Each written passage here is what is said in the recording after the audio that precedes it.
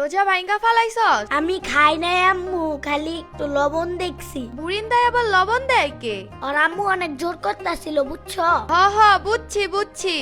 সম্মানিত এলাকাবাসী, সিহারি খাওয়ার সময় হয়েছে, উঠুন, উঠে সিহারি খেয়ে নিন, উঠুন।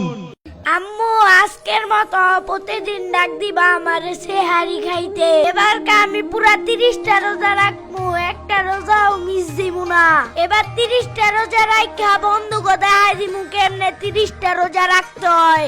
দেহুম নে কয়টা রোজা রাখস। এখন বেশি কথা না কইয়া সেহরি খাইয়া চুপ করে ঘুমায় থাক। এত বেশি কথা কইলে রোজা হালকা হইয়া যায়। আম্মু 11টা বাজে গেল, মাগরিবের আজান দিব কখন? একটু পরেই আজান দিব। দূর আম্মু, আজান দেয় না কে? আর একটু পরেই আজান দিব। এত পাগল হইছস কেন? একটু পর কি হয় নাই আম্মু? আরে আর একটু পরেই আজান দিয়ে দিব। ওয়াটা ভাও কথা আম্মু, এখন দেখি আজান দিল না। ইফতারি করবো না, এতক্ষণ না খায়া থাকলে রোজা বেশি বড় হয়ে যাইব না? ওই তোরে উঠতে কইছিল কে? তুই ভোরে উঠছস কেন? আজকে খালি তুই উঠিস, তোর খবর আছে? কিছু জিগাইলেই এমন করে।